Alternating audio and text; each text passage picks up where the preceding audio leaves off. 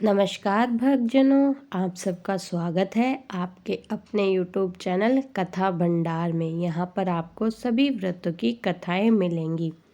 तो आइए आज हम श्री बृहस्पति देव की कथा लेकर आए हैं। तो आइए कथा शुरू करते हैं।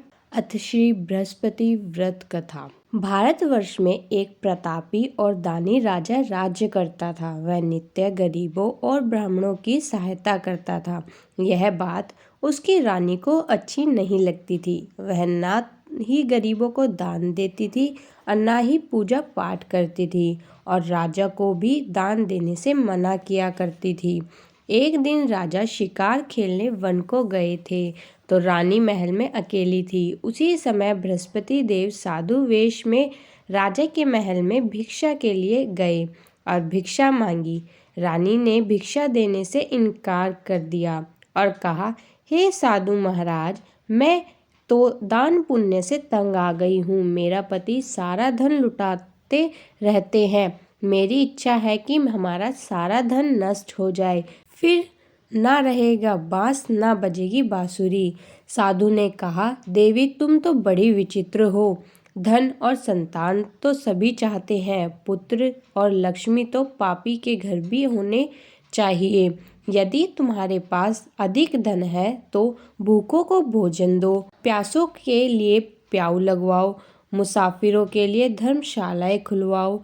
जो निर्धन अपनी कुंवारी कन्याओं का विवाह नहीं करा सकते उनका विवाह कराओ।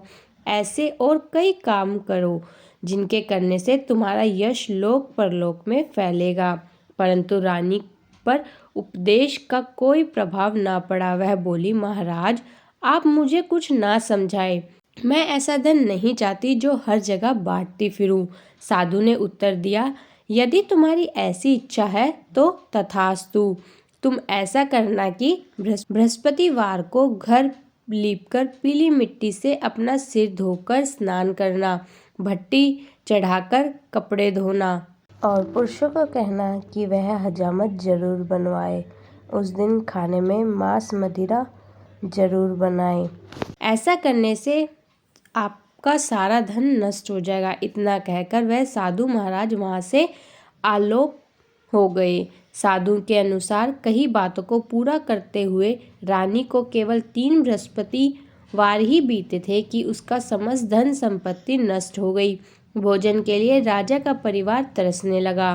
तब एक दिन राजा ने रानी से बोला, हे रानी, तुम यहीं रहो, मैं दूसरे देश में जाता हूँ क्योंकि यहाँ पर सभी लोग मुझे जानते हैं, इसलिए मैं कोई छोटा कार्य नहीं कर सकता। ऐसा कहकर राजा परदेश चला गया। वहाँ वह जंगल से लकड़ियाँ काट कर लाता और शहर में बेचता। इस तरह वह अपना जीवन यापन व्यतीत करने लगा। इधर राजा के परदेश जाने पर रानी और उसकी दासियां दुखी रहने लगी। एक बार जब रानी और उसकी दासी को 7 दिन तक बिना भोजन के रहना पड़ा तो रानी ने अपनी दासी से कहा, हे दासी, पास ही के नगर में मेरी बहन रहती है, वह बड़ी धनवान है, तू उसके पास जा और कुछ ले आ ताकि थोड़ा बहुत गुजारा बसर हो जाए। दासी रानी की बहन के पास गई। उस दिन गुरुवार था और रानी की बहन उस समय बृहस्पति व्रत की कथा सुन रही थी। दासी ने रानी की बहन को अपनी रानी का संदेश दिया, लेकिन रानी की बड़ी बहन ने कोई उत्तर नहीं दिया। जब दासी को रानी की बहन से कोई उत्तर नहीं मिला तो वह बहुत दुखी हुई और उसे क्रोध भी आया।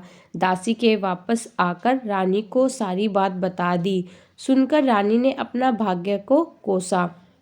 उधर रानी की बहन ने सोचा, मेरी बहन की दासी आई थी परंतु मैंने उससे नहीं बोली, इससे वह बहुत दुखी हुई होगी। कथा सुनकर और पूजा समाप्त करने के बाद वह अपनी बहन के घर गई और बोला, हे बहन, मैं बृहस्पतिवार का व्रत कर रही थी, तुम्हारी दासी मेरे घर आई थी, परंतु जब तक कथा होती है तब तक ना तो उठते हैं ना ही बोलते हैं, इसलिए मैं नहीं बोली। कहो दासी क्यों गई थी? रानी बोली, बहन तुमसे क्या छिपाऊं, हमारे घर में खाने तक को अनाज नहीं है। ऐसा कहते कहते रानी की आंखें भर आई। अपनी दासी समेत पिछले 7 दिनों से भूखे रहने तक की बात अपनी बहन को विस्तार पूर्वक सुना दी। रानी की बहन बोली, देखो बहन, भगवान बृहस्पति देव सबकी मनोकामनाओं को पूर्ण करते हैं। देखो, शायद तुम्हारे घर में अनाज रखा हो। पहले तो रानी को विश्वास नहीं हुआ, पर बहन के आग्रह करने पर उसने अपनी दासी को अंदर भेजा। उसे सचमुच अनाज से भरा एक घड़ा मिला। यह देखकर दासी को बड़ी हैरानी हुई। दासी रानी से कहने लगी, हे रानी, जब हमको भोजन नहीं मिलता था हम व्रत ही तो करते थे, इसलिए क्यों ना इनसे व्रत की कथा और विधि पूछ लीजिए ताकि हम भी व्रत कर सके। तब रानी ने अपनी बहन से बृहस्पतिवार व्रत के बारे में पूछा। उसकी बहन ने बताया, बृहस्पतिवार के व्रत में चने की दाल और मुनक्का से विष्णु भगवान का केले की जड़ में पूजन करे तथा दीपक जलाए, व्रत कथा सुने और पीला भोजन ही करे। इससे बृहस्पति देव प्रसन्न होते हैं। व्रत और पूजन विधि बताकर रानी की बहन अपने घर को लौट गई। 7 दिन के बाद जब गुरुवार आया तो रानी और उसकी दासी ने व्रत रखा। गुड़साल से जाकर चना और गुड़ ले आई, फिर उससे केले की जड़ और विष्णु भगवान का पूजन किया। अब पीला भोजन कहाँ से आए, इस बात को लेकर दोनों बहुत दुखी थी। चूंकि उन्होंने व्रत रखा था इसलिए बृहस्पति देव उनसे प्रसन्न थे, इसलिए वे एक साधारण व्यक्ति का रूप धारण कर 2 थाल में सुंदर पीला भोजन दासी को दे गए। भोजन पाकर दासी प्रसन्न हुई और फिर रानी के साथ मिलकर भोजन ग्रहण किया। उसके बाद वे सभी गुरुवार को व्रत और पूजन करने लगी। बृहस्पति भगवान की कृपा से उनके पास फिर से धन संपत्ति आ गई, परंतु रानी फिर से पहले की तरह आलस्य करने लगी। तब दासी बोली, देखो रानी, तुम पहले भी इसी प्रकार आलस्य करती थी।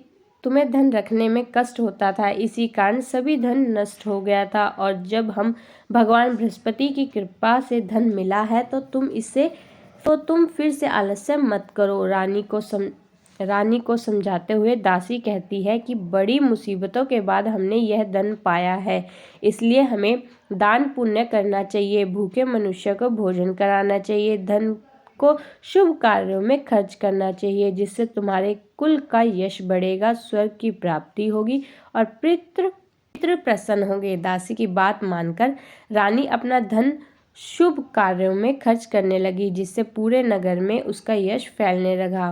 बृहस्पति व्रत कथा के बाद श्रद्धा के साथ आरती करनी चाहिए। इसके बाद प्रसाद बांटकर उसे ग्रहण करना चाहिए।